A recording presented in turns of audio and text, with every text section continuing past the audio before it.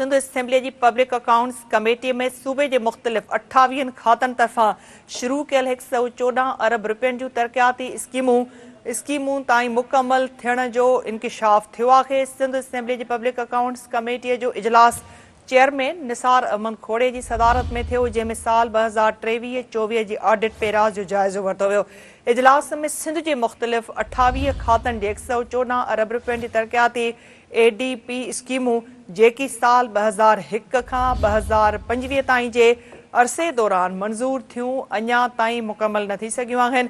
PAC खे ॿुधायो वियो त स्कीमुनि में RBO D2 new Sindh secretariat complex number 7 ऐं 8 जी तामीर ऐं कराची यूनिवर्सिटी में शहीद बेनज़ीर भुट्टो चेयर की तामीर जा अहम मनसूबा शामिल आहिनि, जिन ते अरबे रुपया ख़र्च थियण बावजूद अञा ताईं कम मुकम्मल न थी सघियो आहे।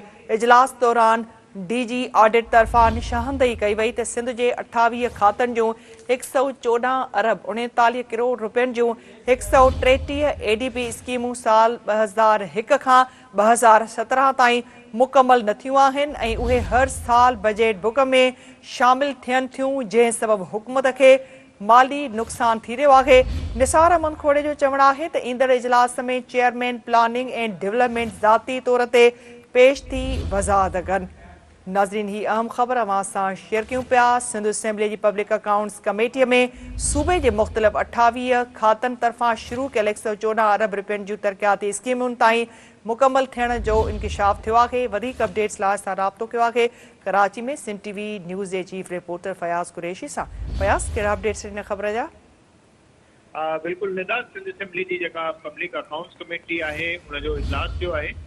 चेयरमैन निसार अहमद खोड़ो की सदारत है। इजलास में इंतहाई अहम जो इंकिशाफ थिया आहिनि, जंहिंमें सिंध जे मुख़्तलिफ़ 28 खातन के 114 अरब रुपयन जे जेके तरक्याती सालियानी जेका तरक्याती प्रोग्राम स्कीमूं आहिनि उहे साल 2001 खां 2025 ताईं जे अरसे दौरान मंजूर थियूं ऐं अञा ताईं उहे मुकम्मल न थी सघियूं आहिनि। स्कीमुनि में RBO D2 new Sindh secretariat complex number 7 ऐं 8 जी तामीर ऐं कराची यूनिवर्सिटी में शहीद बेनज़ीर भुट्टो चेयर जी तामीर जा अहम मनसूबा शामिल आहिनि, जिन ते अरबे रुपया ख़र्च थियण बावजूद अञा ताईं कम मुकम्मल न थियो आहे।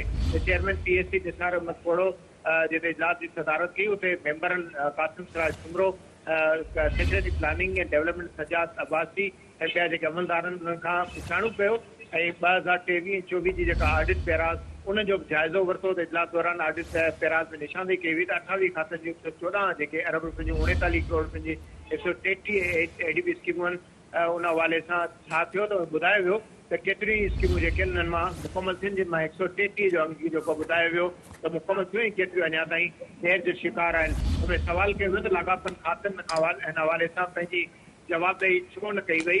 त सेक्रेटरी सजाद अब्बासी वज़ाहत करे चयो त केतिरनि ई पुराणी स्कीमुनि बाबति तफ़सील लाॻापियल खातनि खां लिखी मोकिलिया विया आहिनि ऐं ॿुधायो त कुझु अम्ब्रेला स्कीमूं हुजण सबबि केतिरनि ई मनसूबनि ते कमु मुकम्मल न थी सघियो आहे। कासिम सिराज सुमरो चयो त सालनि ताईं स्कीमूं मुकम्मल न थियण जे करे उन्हनि खे बार बार रिवाइज़ करणो पए थो, जंहिंसां सूबाई खज़ाने ते वधीक भार पवे थो। त PND खाते